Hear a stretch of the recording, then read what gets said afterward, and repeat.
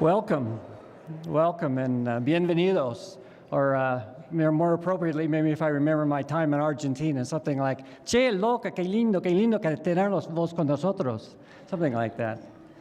Anyway, I'm Paul Alexander. I direct the Institute on the Common Good here at Regis, and on behalf of our Father President, Father John Fitzgibbons of the Society of Jesus, I welcome you all here tonight. It's really wonderful to have you all. And we're very pleased tonight to renew our partnership with Peace Jam. It's been started here many years ago, and it was wonderful to begin the journey with them and to continue it with them tonight and all the wonderful work that they do. And my first trip to Argentina was in 1984, and it was it was actually 4 years after Adolfo Perez Esquivel won his Nobel Peace Prize, and 1 year after the military junta had given way to democracy. And it was a time of great hope, but also a very palpable fear that was still there as a result of the many disappeared and the many years of torture and violence that had encumbered the country. And I remember sitting around with my friends and my family, and we were listening to the great Argentine singer Mercedes Sosa singing that great song of León Gieco, Solo le pido de Dios. And I'd like to use that as our benediction and our welcome tonight. Go solo le pido a Dios, que el dolor no me sea indiferente, que la reseca muerte no me encuentre vacío y solo sin haber hecho lo suficiente. So if we can pray that together, that we ask only this of God, that we be not indifferent to the pain and the suffering of the world, that dry death does not find us empty and alone without having done enough. And we are truly in the presence of someone who has not only done enough, but done more than enough, and continues to generate hope and excitement and passion and faith and action in the world. And we are so grateful to have Adolfo Perez Esquivel with us tonight, and all of you who I know who are doing equally good work in the community. And Adolfo is so important and so wise that we need at least 3 of us to introduce him. So it's my task to introduce the first of our introducers. And she also, as both of them, as a matter of fact, are people who also have done enough and more than enough and continue to fight and work in the world for the justice and the poorest of the poor and to really make a difference. So I'm pleased to introduce you to an amazing leader in our community. Most importantly, 2-time Regis alum, but also 2-time Peace Jam alum, correct? So those are probably your most important pieces, but also former Arvada City Councilwoman and Mayor Pro Tem there, and now Senator Rachel Zenzinger. I'm just so pleased to have you here, and if I may say so, future governor and future Nobel Peace Prize winner, Rachel Zenzinger.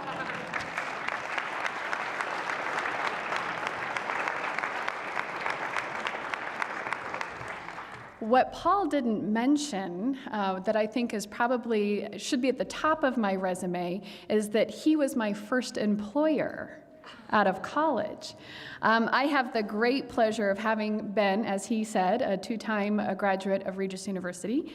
I also was a former faculty member here in the graduate education department, and I worked for the Institute on the Common Good, my very first big girl out of college job for Paul and the Institute on the Common Good. And then, yes, I was a 2-time Peace Jam alum.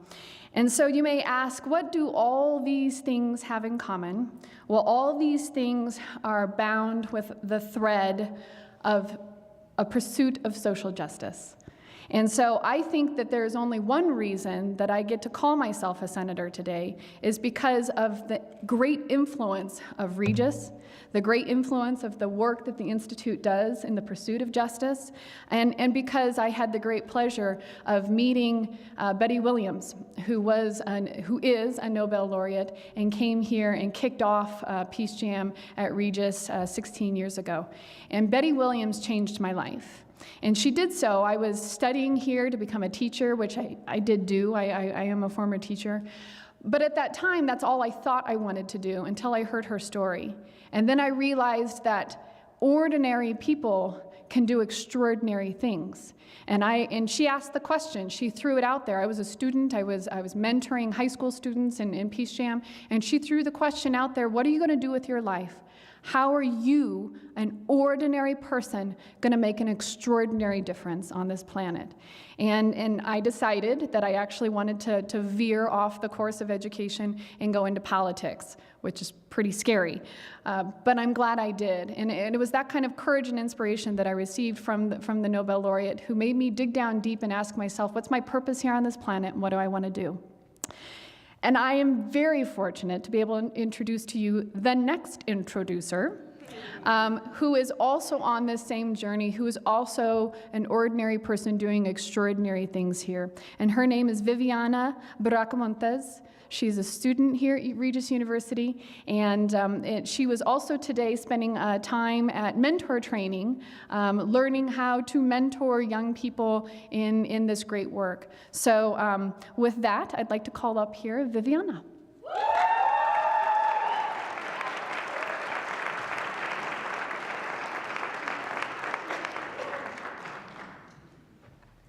Bienvenidos todos. Welcome, everyone. My name is Viviana Bracamontes, a junior here at Regis University, double majoring in peace and justice and sociology with a minor in Spanish. It is a true honor to be standing before you all tonight as I share with you of a man who deeply inspires me, and inspires me not only just to be here before you guys, but to tell you guys about how he inspires me to be a better woman in the service with and for others. So Adolfo Perez Esquivel is an Argentine human rights activist, community organizer, pacifist, art writer, architect, and sculptor. He survived torture and imprisonment during the Dirty War in Argentina and continues to use nonviolence to work for human rights in Latin America. Even before the 1976 coup, Adolfo Perez Esquivel had become very concerned about human rights abuses in his country, especially the treatment of local leaders who had been working for peace and democracy. In 1974, he gave up teaching and devoted his time to building a nonviolent movement and to search for change in Latin America. That same year, he was named Secretary General of newly formed Servicio Paz y Justicia, Peace and Justice Service, a group that coordinates nonviolent movements in the region. Adolfo was awarded the Nobel Peace Prize in 1980 for his leadership for human rights and struggle for democracy of the people of Latin America. As a woman in la lucha for struggle and justice, I am deeply inspired by Adolfo's efforts. Es un gran honor presentarles a el laureado Premio Nobel de la Paz 1980, Adolfo Perez Esquivel.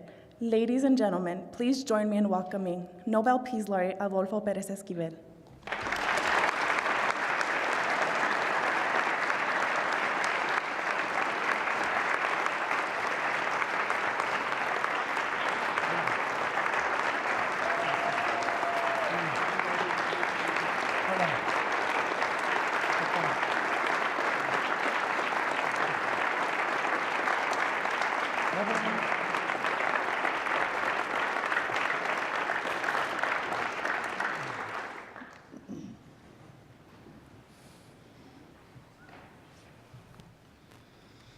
Buenas tardes a todos y todas. ¿Cómo están ustedes?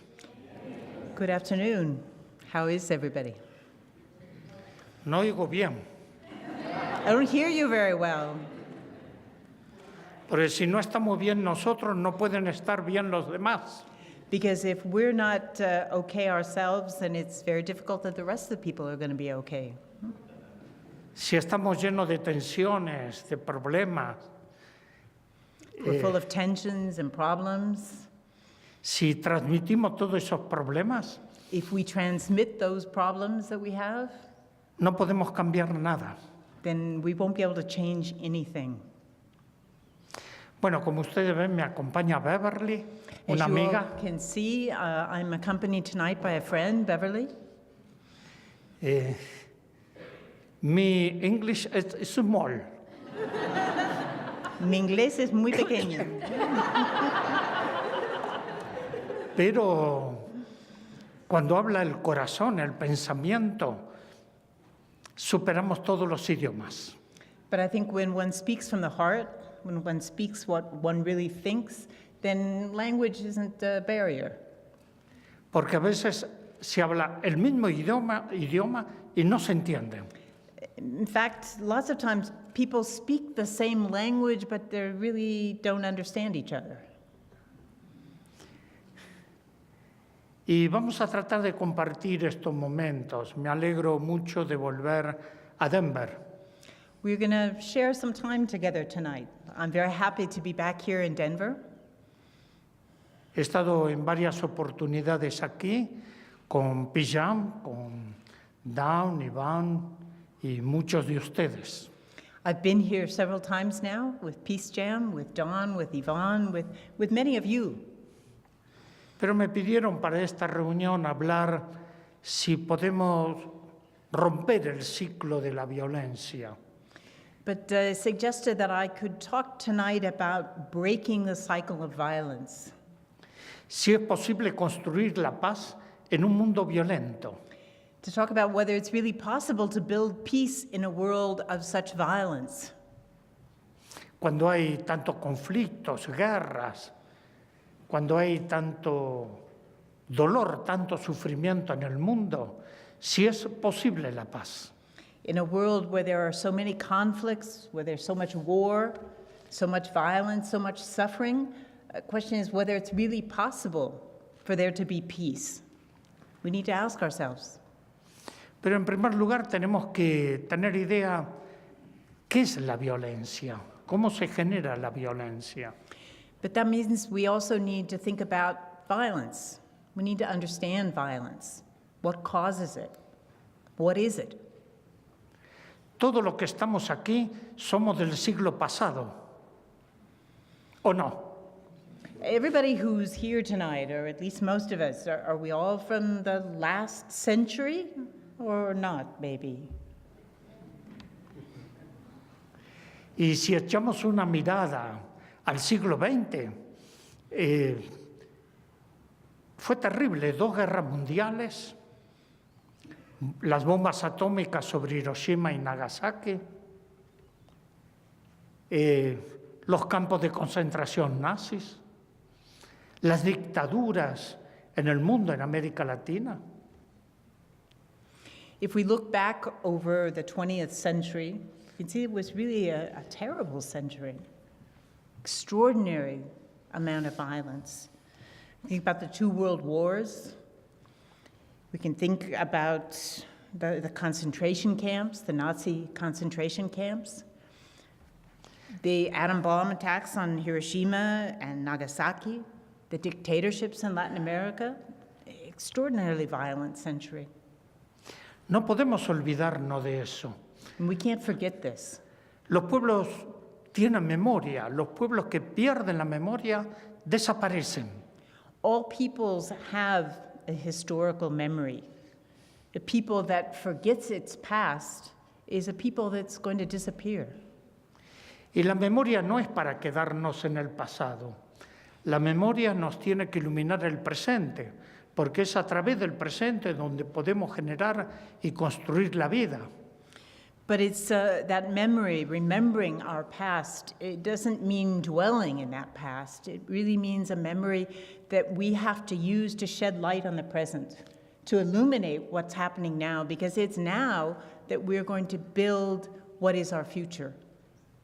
El siglo pasado, y todos podemos recordar muchas cosas, pero yo quiero recordar al Tíbet, ¿no? Invadido por China. If we think about the last century, the 20th century, there are lots and lots of things that we can remember. I want to remember, for instance, Tibet. Tibet invaded by China. Pero también el Tíbet, el Dalai Lama, comenzó a abrir ese espacio hacia el mundo de lo que es el budismo tibetano. But Tibet and the struggle of the Dalai Lama to really open in a sense, to make that culture and that religion, Tibetan Buddhism, accessible to people around the world. Pero también hay testimonio de los pueblos en la resistencia social, cultural, espiritual y política. And there's all kinds of testimonies, in a sense, that peoples throughout the world have offered to us. Testimonies of their struggles, both in cultural, spiritually, socially, politically. Yo soy un sobreviviente de las dictaduras en América Latina, fundamentalmente Argentina. I am a survivor. I'm a survivor of the military dictatorships in Latin America, specifically, very specifically, the dictatorship in Argentina. Pero no nos quedamos en la angustia existencial. Luchamos para superar esa violencia y poder construir nuevas posibilidades de vida. But we haven't, in a sense, gotten stuck on a kind of existential anguish, but rather tried to move on in life and to see what we can contribute to overcoming the violence that is found in our world, to building really a better world for everyone. Y así nos encontramos con personas, grupos humanos que han resistido a esto, a la violencia, como Mandela, Desmond Tutu y muchos otros, hombres y mujeres, que no se dejaron vencer por la violencia. And if we look around, in a sense, we can see lots of people. We can see lots of groups of people who have resisted and who continue to resist in different ways the kind of violence that exists in our societies. There are people like Mandela, Desmond Tutu, men and women, common men and women, people everywhere in the world who very actively resist this violence. Y todas estas luchas señalan que es posible cambiar la violencia por condiciones de vida más justas, más humanas para todos y todas. And all of these struggles, I think they show us very clearly that it is possible to change this violence. It is possible to build a different world, a world that is more just, a world that is more humane, a world for everyone. Ahora, ¿cómo nace la violencia? ¿Qué es la violencia? But let's think about violence for a minute. Where does it come from? What does it consist of? La violencia nace en el poder dominación, desde los hogares donde hay violencia, a las estructuras sociales y al mundo, entre países. Violence is really born out of power, the power to dominate. And we find this power and this domination in all kinds of structures. We find it in a home, we find it in our families, in a community, we find it in our countries, and we find it in relationships between peoples and countries. Y rechazar esa violencia necesita de mucho coraje, de mucha fortaleza en la conciencia, en el espíritu. And to really confront this kind of violence, we need to have a lot of courage, and we need to have a lot of strength, and we need to have a lot of conviction that that's what we were going to do. Alguien que inspiró mucho a todos estos movimientos de resistencia, de no violencia frente a la violencia, es una figura que inspiró al Mahatma Gandhi, a Luther King, a nosotros en América Latina. Y me refiero a Henry Thoreau. There's somebody I want to mention who was very instrumental in inspiring a lot of nonviolent activists, a lot of nonviolent action to overcome violence.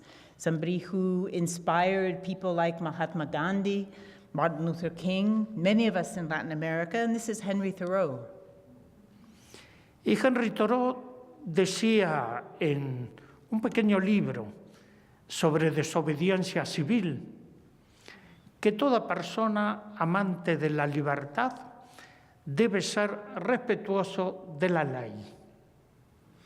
And Henry Thoreau said in a little book on civil disobedience, He said that every person who loves freedom should respect the law.